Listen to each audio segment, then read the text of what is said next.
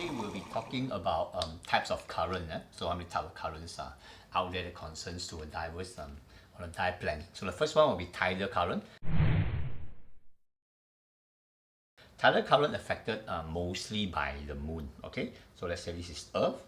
Okay, this is moon. When the moon moves to here, then this high tide will start to move to this area. So this become a high tide and this become a low tide. Okay, whenever there's a movement of water, well, there's current. So this is one of the major things that we use in a lot of dive planning. For example, like you want to dive in strong currents where there's a lot of fish coming in. It means the tide is getting full, and then towards the end there's a slack tide, and a lot of fish is actually following current come in, and it ends in a comfortable dive. In a month, full moon and new moon, of course, will be the biggest tide difference. Let's say the water from here to here is, let's say high tide is 2 meters, and then the low tide is 0.1 meter. So basically 1.9 meter of water moving from this direction to this direction.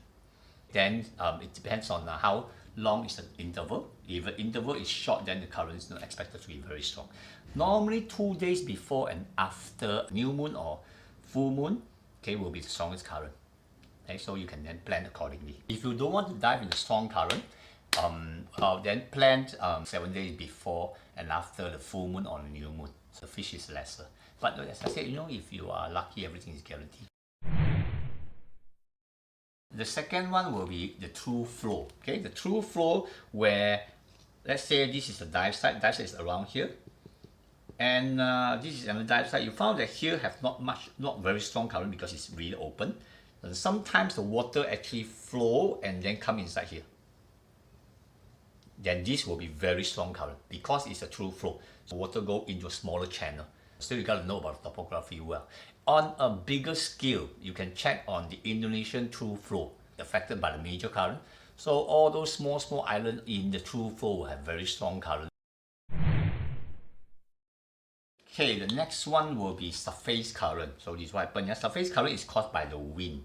Okay, basically, there's a dive site, let's say a submerged reef. Okay, and then you back row, you stay on top of here, and then there's no descent line. Let's say you got to do a free descent or negative descent, and the dive master told you there's no current. Okay, but there's wind. Without you knowing, maybe you delay a little bit, maybe you chat, maybe you talk with other people. Okay, by the time you get ready to come out, the wind actually push the water on the surface, and then the surface current is actually bringing you away from the dive site. And by the time you realize, sometimes you may not able to see the entry point again because maybe the visual is not as good, or maybe you're too far from the entry point because of the surface current.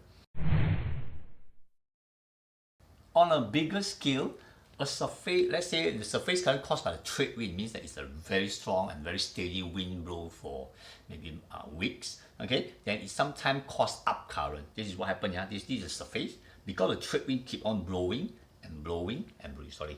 Keep on blowing. Okay, then it forms a movement of water on the surface, which is so strong that it actually pull the deeper water to come up. Okay, and this water, what we call upwelling, is bringing all the nutrients, all the macros from the deep water go to shallow water. So on certain time of the year, there's a reason people plan for, let's say, schooling hammerheads, let's say mola. They always say that this big animal, or sometimes whale as well, big animal follows the nutrient, follows all this macro, this zooplankton and so phytoplanktons to come to the surface. Okay, one of the main reasons because the trade wind causes the upwelling. Upwelling is an up current. There's another factor that may cause up current, the topography. Let's say it's like a slope like that with the big boulders. So when the currents hits, and then you have to go up because there's no way to go. So this form of up current as well. This is a very risky thing for people who are doing safety stop. And also for people who didn't realize, they thought that, hey, how come here it's very slow, and suddenly, when they approach this kind, going to shallow area, it become very fast. Okay, and if you stay around here, you found that the water actually pull you out and then pull you to the shallow water. After the up current, then we talk about down current. Down current happen is when a very strong current, okay, at the bottom of the sea, okay, or because of the topography as well, yeah, the topography, very strong currents, they come out and then they come down because of the hydrodynamics pattern, and these become a very strong current that pull all the water down. Okay, and after, if it's an open sea, then actually it will release again. So this is the down current that a lot of divers always face. Okay, so be very careful of this kind of topography, especially on strong current, okay, on the slope. That means opposite the strong current of slope, submerged reef, okay, normally you find this down current, but they only go down with certain depth then come up. Okay, the more dangerous one is if it's a wall, but it's a slope wall. A slope wall will go quite deep. And another down current topography is like this. Okay, this is a promontory, yeah, promontory. So basically the current come from this side and the current come from this side. Okay, and both of them meet and become very fast. Then all the water will be pulling into this direction. Then it will go down. Okay, so this is a shallow part, deeper part. So it's a shallow to deep. A lots of sharp points is actually like this. So be very careful. We go to rip current. Rip current is well, in the book, a lot of books say that the water go into this, and then after that they come out and it form a very strong current. So for a more practical what they call more practical explanation will be if there's wave. Sometimes when they have a bigger wave, then it causes a very dangerous rip current. Okay, for example, this is a slope. Okay, the wave bring a lot of amount of water come onto the surface, right? Then they come very even like this. Okay, but then they have to go down. When they go down, they will form channels.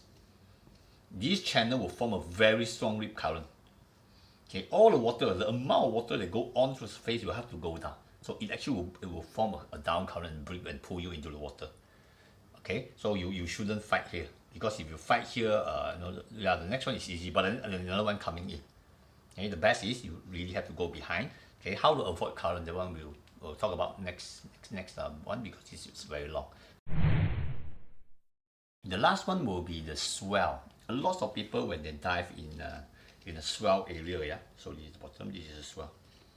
Okay, the swell is like this, but the swell won't affect too deep. Yeah, the swell is almost about doubles of the depth of the top of the swell. Okay, so basically, if this happen, when the swell happen, okay, it's going. If let's say if you're going this direction, okay, and you're going against it, you find that it's actually very difficult. But then the feeling is like you are fighting against for, and then it disappears. Then it comes again very strong, and then it disappears. It comes again very strong, and it disappears. Okay, those most likely is a swell. If you're going with it, then of course you die with this.